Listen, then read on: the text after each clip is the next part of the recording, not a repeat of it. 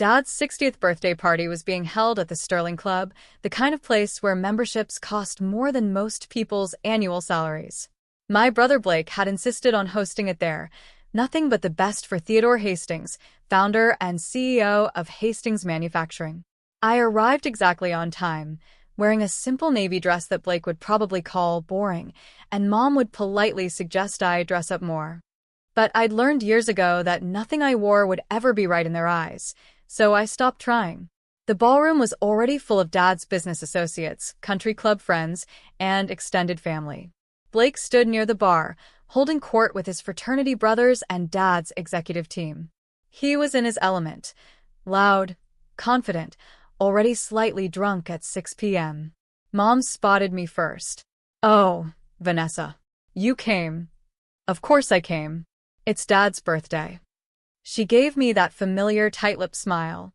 "Well, you've been so busy with your little consulting work. We weren't sure you'd make time."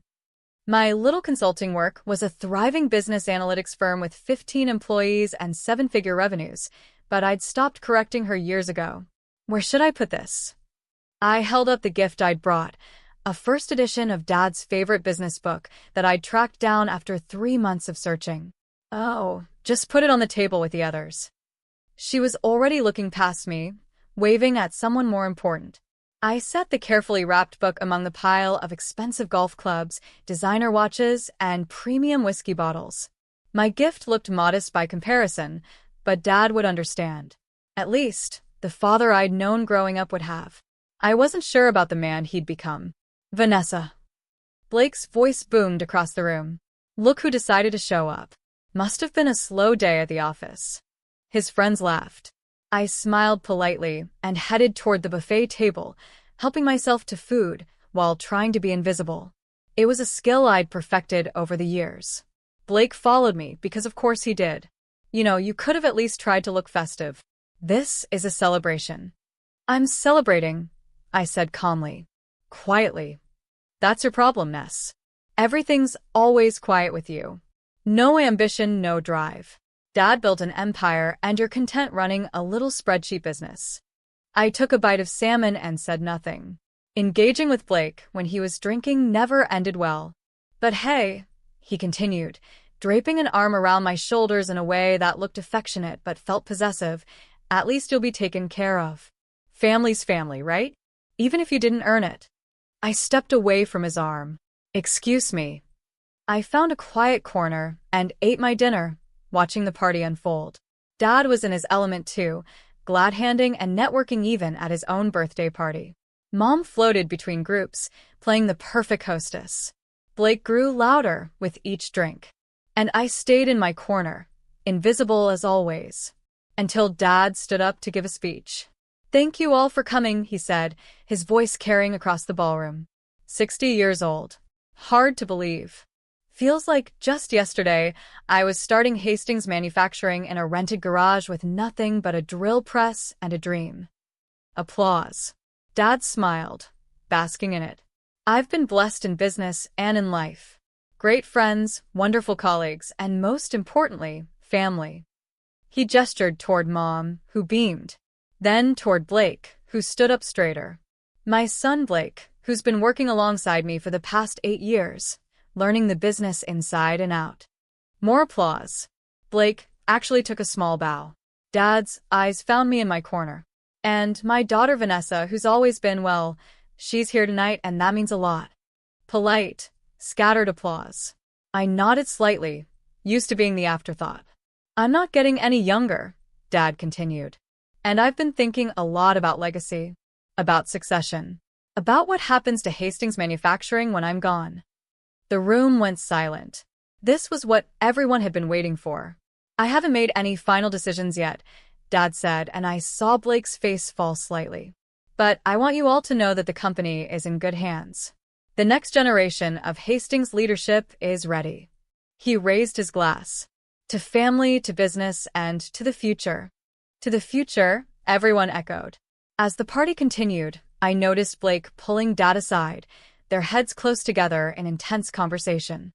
I couldn't hear what they were saying, but Blake's body language was urgent, almost pleading.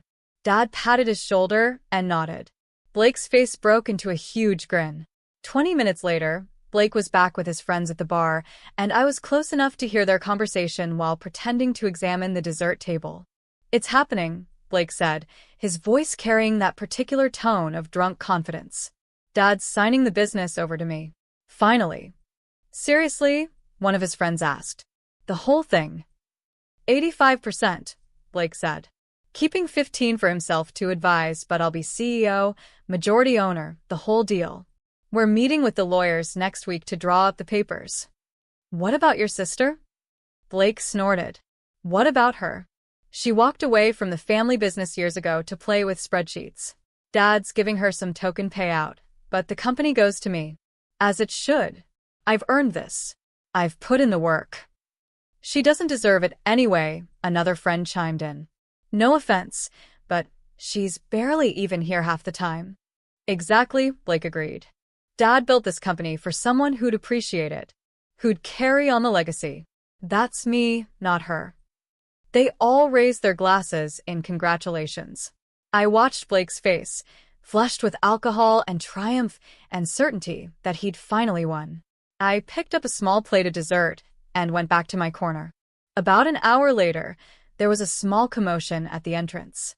A distinguished-looking man in his 60s had arrived, scanning the crowd. Dad spotted him and frowned. "Robert? I wasn't expecting you tonight." Robert Morrison, Dad's corporate attorney for 20 years, looked uncomfortable. "Theodore, I apologize for the intrusion, but there's an urgent matter we need to discuss. It can't wait until Monday." Urgent? "What kind of urgent?" Robert's eyes found me across the room, then looked back at Dad. "Perhaps somewhere private?" "Anything you need to say can be said here," Blake interjected, walking over. "We're all family and friends." Robert hesitated, then pulled out a folder from his briefcase. "Very well. Theodore, I received a formal notification this afternoon regarding Hastings Manufacturing's corporate structure. Specifically, regarding majority share ownership." "Yes," Dad said impatiently. "What about it?" "According to the documents filed with the State Corporation Commission, you currently own 43% of Hastings Manufacturing." "I know that," Dad said. "I sold some shares years ago for capital, but I'm still the majority shareholder and CEO." "Actually," Robert said carefully, "you're not the majority shareholder." The room had gone completely silent. Everyone was listening now. Blake laughed. "Of course he is. Who else would?" "Your sister," Robert interrupted, looking directly at Blake. "Vanessa holds 81% of voting shares in Hastings Manufacturing. She's held majority control for 7 years." The glass in Blake's hand slipped and shattered on the marble floor. The silence that followed was absolute. "That's impossible," Dad said, his face going pale. "I never sold her." "You didn't," Robert agreed. "Harold Hastings did." "Grandpa," Blake stammered. "Grandpa's been dead for 9 years. 8 years and 7 months, I said quietly, speaking for the first time. "He died 2 weeks after I graduated from business school." All eyes turned to me. Robert nodded. "Harold Hastings owned 51% of the company as founder. When he passed, according to his will and trust documents, those shares were transferred to his granddaughter, Vanessa Marie Hastings." "Why wasn't I told about this?" Dad demanded. "You were told," Robert said gently.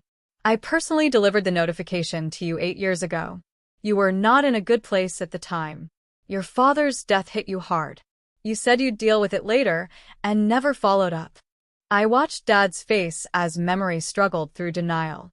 His father had died suddenly, a heart attack at 72. Dad had been devastated, barely functional for months. "I don't remember," Dad started. "I have the signed receipt," Robert said, pulling out another document. "And copies of the stock transfer certificates. And the updated corporate bylaws. And the annual proxy votes that Vanessa has been submitting for the past 7 years, all properly documented and filed." Blake turned to me, his face twisted with confusion and rage. "You've owned the company for 7 years? And you never said anything?" "You never asked," I replied calmly. "I've been working there." He stopped, realization dawning. Wait. Is this why? Why what? I asked, though I knew exactly where he was going. Why Dad never actually made me a partner? Why the COO position never materialized? Why I'm still listed as Senior Vice President instead of Executive VP like I was promised? Blake, Dad started. Because SHE owns the company, Blake shouted. Because nothing could happen without her approval. This whole time, you've been sabotaging me. I haven't sabotaged anything, I said. I've been protecting the company. Protecting it from what? I set down my dessert plate and walked to the center of the room. From you, Blake. From your terrible decisions. From your drinking. From your tendency to treat Dad's employees like servants and Dad's money like your own personal fund. That's not true. Isn't it? I looked at Dad. Should I detail the financial review I've been conducting for the past 7 years? The one that shows approximately $3.2 million in questionable expenses charged to Blake's corporate account. Dad's face went from pale to gray. Vanessa, Mom said sharply, this is not the time or place. Mom, when would be the time? When Blake bankrupts the company. When the IRS comes asking questions about those business trips to Vegas that didn't involve any actual business? How do you know about those? Blake demanded. Because I'm the majority shareholder, I said. I have access to everything. Every expense report. Every financial statement. Every decision Dad makes has to be ratified by the board, and I control the board. Robert was nodding. It's true. Ms. Hastings has been exercising her voting rights through proxy for years. She's approved all major financial decisions, vetoed several questionable initiatives, and maintained oversight of company operations. You've been spying on me, Blake accused. I've been doing my fiduciary duty as majority shareholder, I corrected. There's a difference. Dad finally found his voice. Vanessa, why didn't you tell me? Why didn't we discuss this? We did discuss it, Dad. 8 years ago. You told me to handle it because you couldn't deal with Grandpa's death. So I handled it. By secretly controlling my company? It's not your company, I said gently but firmly. It's Grandpa's company. He founded it. He built it. And he left it to me. Why? Blake demanded. Why you and not Dad? Why you and not me? I pulled my own folder from my purse. I'd been carrying it all night, waiting for this moment. Because Grandpa saw clearly. He loved Dad, but he knew Dad's weaknesses. The need to be liked. The inability to say no. The tendency to choose family loyalty over business sense. I opened the folder and pulled out a letter. This is from Grandpa, written to me 2 weeks before he died.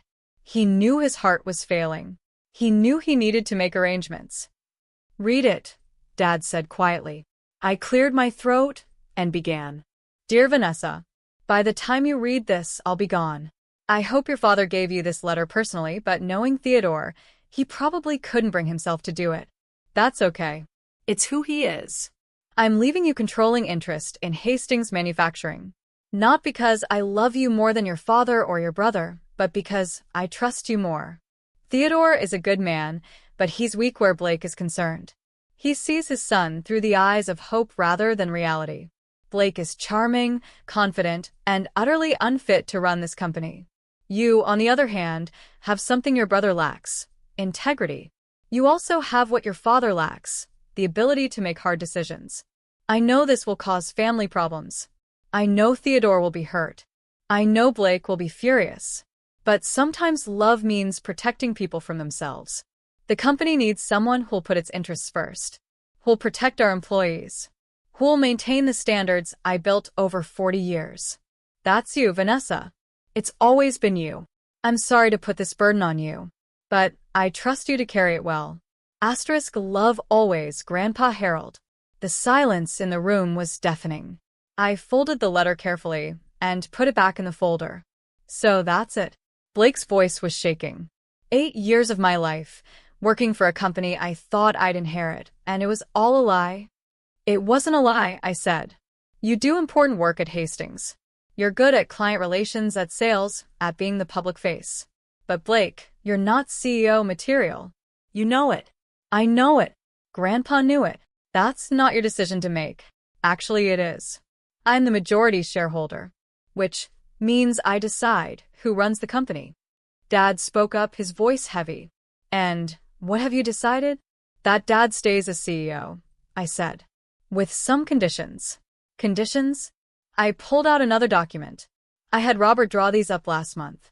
Dad, you're good at running operations. You know the manufacturing side better than anyone. But the financial oversight needs to change. I handed him the document. Effective immediately, all expenses over $10,000 require board approval. All executive compensation changes require shareholder vote. And Blake's corporate credit card limit is reduced to $5,000 monthly. Blake's face was purple. You can't do this. I can, and I am. You've spent $180,000 this year alone on business expenses that have nothing to do with business. That ends now. Dad. Blake turned to our father desperately. Are you going to let her do this? Dad was reading the document, his hands shaking slightly. These terms are reasonable. Very reasonable, actually. More generous than I'd be if our positions were reversed. What? Blake looked betrayed. Son, she's right. About the expenses. About the oversight. I've been letting things slide because... He trailed off, looking at me with something like shame. Because you're my son, and I wanted to believe the best. So that's it. Blake looked around wildly at the assembled guests, most of whom were staring at their drinks, at the floor, anywhere but at the family drama unfolding. Everyone's just going to let her waltz in here and take over? I'm not taking over, I said patiently. I've been the majority owner for 7 years. I'm just done being invisible while you run the company into the ground. Blake grabbed his jacket. I'm done. I quit. You can run your precious company yourself. Blake, wait. Dad started. But Blake was already storming out, his friends trailing awkwardly behind him. The party, unsurprisingly, ended shortly after that. Dad called an emergency board meeting for Monday morning. I drove down from my home office Sunday night, checking into a hotel near Hastings Manufacturing Headquarters. I hadn't been to the facility in 3 years. I'd done all my shareholder duties remotely, reviewing documents, attending board meetings via video conference, exercising my proxy votes. But I'd never set foot on the property since Grandpa's funeral. Walking through those doors felt surreal. The receptionist didn't recognize me. Can I help you? Vanessa Hastings. I'm here for the board meeting. Her eyes widened. Oh, Ms. Hastings. I'm so sorry, I didn't realize. Please go right up. Conference room A. I took the elevator to the 3rd floor. The executive suite looked exactly as I remembered. Same dark wood paneling, same corporate photography, same slightly musty smell of old carpet. The conference room was full. Dad sat at the head of the table, looking like he'd aged a decade over the weekend. The 5 board members, all old friends of Grandpa's who'd served for years, sat in awkward silence. Vanessa, Dad said quietly. Thank you for coming. Of course. I took the seat at the opposite end of the table, the seat Grandpa used to occupy. Shall we begin? Asked Martin Chen, the board's senior member. Dad cleared his throat. As you're all aware, some information came to light this weekend regarding the company's ownership structure. Information I should have been clearer about years ago. He looked at me. Vanessa, would you like to address the board? I stood, pulling out my laptop. I've prepared a presentation. If I may. For the next hour, I walked them through everything. The share transfer. 7 years of proxy votes. Financial analyses. Blake's expense reports. Concerning patterns in company spending. Areas of inefficiency. Opportunities for growth. I'd been doing this work for years, but always remotely, always quietly. Now I laid it all out in detail. When I finished, Martin spoke first. This is thorough. Very thorough. I take my responsibilities seriously, I said. Clearly. Theodore, were you aware of all this? Dad shook his head. Not the details. Not the extent. I knew Vanessa voted by proxy, but I didn't realize she was conducting this level of oversight. Because you never asked, I said gently. And I didn't force the issue. But things have changed. Blake's spending is unsustainable. The company needs restructuring. And I can't do this remotely anymore. What are you proposing? Asked Janet Wu, the CFO. That I take a more active role. Not as CEO. Dad's good at that. But as chair of the board. Active oversight. Weekly meetings. Direct involvement in major decisions. I looked at Dad. I'm not trying to push you out, but I can't be a passive shareholder anymore. Dad nodded slowly. I understand. And you're right. About all of it. I've been negligent. In many ways. The board voted unanimously to approve my proposal. I was officially chair of the board of Hastings Manufacturing. After the meeting, Dad asked me to stay. I owe you an apology, he said once we were alone. Many apologies, actually. Dad. Let me finish. I've been a terrible father to you, Vanessa. Not intentionally, but that doesn't make it better. I always favored Blake. Always saw him as my successor. Always dismissed your accomplishments because they weren't what I wanted you to accomplish. He sat down heavily. Your grandfather saw what I couldn't, or wouldn't. That Blake is charming but irresponsible. That you have the integrity and intelligence this company needs. That I was too weak to admit it. You're not weak, Dad. I am. Especially where Blake is concerned. I wanted so badly for him to be ready. To be worthy. I overlooked everything that proved otherwise. What are you going to do about Blake? I asked. Dad sighed. I don't know. He's not speaking to me. Your mother is furious with both of us. The family's fractured. The family's been fractured for years, I said quietly. We're just finally being honest about it. Blake showed up at my hotel that night, drunk and angry. You destroyed everything, he slurred when I opened the door. 8 years of my life. My future. My relationship with Dad. All of it. Blake, you're drunk. Go home. Home. He laughed bitterly. To what? To Mom crying? To Dad not looking at me? To knowing that my little sister has been pulling the strings this whole time? I wasn't pulling strings. I was protecting the company. From me. You were protecting it from me. He pushed into the room, and I let him, because fighting a drunk Blake never worked. You think you're so much better than me. So much smarter. So much more worthy. I don't think that. Yes, you do, he shouted. You and Grandpa both. You both decided I wasn't good enough. Wasn't smart enough. Wasn't worthy of the family business. Blake, sit down.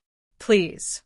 He collapsed into a chair, his anger dissolving into something that looked like grief. I tried so hard. For 8 years, I worked my ass off. And it didn't matter. Because you owned it all along. You didn't work that hard, I said gently but honestly.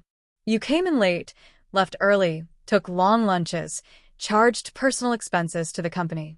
I have the records, Blake. All of them. Because it didn't matter. He looked up at me with red eyes. Why work hard when the outcome was predetermined? When my baby sister already owned everything? You didn't know I owned it. You worked that way because that's who you are. The truth of that hung in the air between us. What happens now? He asked finally. That depends on you. On me. I sat down across from him. You're still senior VP. You still have a job. You're still good at client relations. If you can get your spending under control, if you can show up consistently, if you can actually do the work you're being paid for, then you keep that position. Under your supervision. Under appropriate oversight, yes. That's how businesses work, Blake. Especially when you've proven you can't be trusted with unlimited funds. He was quiet for a long moment. And if I can't do that? If I can't work for my little sister? Then you resign, and we part ways professionally. You'd still be family, but you wouldn't be at Hastings. Some choice. It's more of a choice than you've given Dad for 8 years, I pointed out. You've been running up expenses, making promises to clients without board approval, treating the company like your personal playground. At least I'm giving you an option to fix it. He stood up, swaying slightly. I need to think. Take your time. But Blake. He paused at the door. Get help. For the drinking. Please. He left without responding. Blake did get help. Not immediately. It took another month of spiraling before he finally checked himself into a treatment program. 60 days inpatient, followed by intensive outpatient therapy. When he came back to work, he was different. Quieter. More focused. Actually present in meetings instead of just physically there. I'd restructured his role while he was gone. Smaller client portfolio. Direct supervision from Janet. Strict expense limits. He accepted it without argument. "I'm not happy about this," he told me in our first one-on-one meeting after his return. "But I'm trying to understand it. That's all I ask." I talked a lot about family in therapy, about being the golden child, about how that messed me up in ways I didn't realize. And I'm starting to see how I treated you. How we all treated you. Like, you didn't matter because you weren't who we wanted you to be. Blake. No, let me say this. I'm sorry. For all of it. For the dismissal, the mockery, the assumptions. For taking credit for work you were doing behind the scenes. For never once asking if you wanted to be involved. It was the first real apology I'd ever gotten from him. "Thank you," I said. "That means a lot." "I don't know if we can have a real relationship," he continued. "Brother-sister, not just boss-employee. But I'd like to try. If you're willing." "I'm willing," I said. "But Blake, it has to be real. Not just you wanting back into my good graces for business reasons." "I know. I'm in therapy twice a week. Working on it. All of it. We weren't close. Probably never would be. But it was something. With active oversight, Hastings Manufacturing transformed. I brought in consultants to streamline operations. Updated technology systems. Improved employee benefits. Cut wasteful spending while investing in growth areas. In 6 months, profits were up 18%. Employee satisfaction scores rose. We landed 3 major contracts that had been stalled for years. Dad and I developed a working rhythm. He handled day-to-day operations. I handled strategic planning and financial oversight. We met twice weekly to coordinate. "Your grandfather would be proud," he told me one day. "Of the company?" Of you. "Of how you've handled all this." "I'm proud too, even though I haven't shown it well." "You're showing it now. That matters." Mom was slower to come around. She still blamed me for ruining Blake's life and embarrassing the family. But eventually, even she had to admit the company was thriving. "I still don't understand why your grandfather did this," she said over lunch one day. "Why he cut out his own son. He didn't cut out Dad. Dad still has shares, still has salary, still runs the company. But you have control. Because Grandpa trusted me to use it well. And I have." She sighed. "I suppose you have. But it's changed everything." "Everything was already changed, Mom. We were just pretending otherwise." I stood in the conference room where, a year ago, Robert Morrison had shattered Blake's glass and my family's illusions. The board was assembled for our annual shareholder meeting. But this year, there was a new face, a young woman in her 20s, looking nervous. "Everyone," I said, "I'd like to introduce Taylor Morrison. She's joining our board as an advisor." Taylor just completed her MBA and has some innovative ideas about sustainable manufacturing. Taylor was Robert's granddaughter, brilliant and passionate about environmental business practices. She reminded me of myself at that age, full of ideas, desperate to prove herself, underestimated by everyone around her. I'd mentored her for 6 months. Now I was bringing her into the family business. "Vanessa," Dad said after the meeting. "Was that necessary? She's very young." "So, was I when Grandpa left me 81% of the company," I pointed out. "Age isn't the issue. Vision is." He nodded slowly. "You're building your own legacy." "I'm building Grandpa's legacy. The one he entrusted to me." That evening, I visited Grandpa's grave. I'd been coming monthly since that birthday party, updating him on the company, on the family, on everything he'd set in motion. "It's been a year, Grandpa," I said, arranging fresh flowers. "A year since everything came out. Since Blake learned the truth. Since Dad realized what you'd done." The cemetery was quiet, just birds and wind. The company's doing well. Really well. Blake's in recovery. Dad and I have a better relationship than we've had in years. Mom's mom. But she's trying. I sat on the bench near his headstone. I understand now why you did it. Why you gave me this burden. It wasn't just about protecting the company. It was about protecting me, giving me proof that I mattered, that I was worthy, that your faith in me was real and documented and legally binding. Tears came, but they were gentle, healing tears. You saw me when no one else did. You believed in me when my own parents couldn't. You gave me not just a company but validation. Purpose. The knowledge that I wasn't crazy for feeling dismissed and undervalued. I was being dismissed and undervalued. I wiped my eyes and smiled. Thank you, Grandpa. For the company, yes. But more importantly, for seeing me, really seeing me, and for trusting me with your life's work. The wind picked up, rustling through the trees. It felt like an answer. I stayed until sunset, then drove back to the office. There was work to do. There was always work to do. But now it was work I chose. Work I controlled. Work that validated everything I'd always known I was capable of. Grandpa had given me that gift, and I would honor it every single day.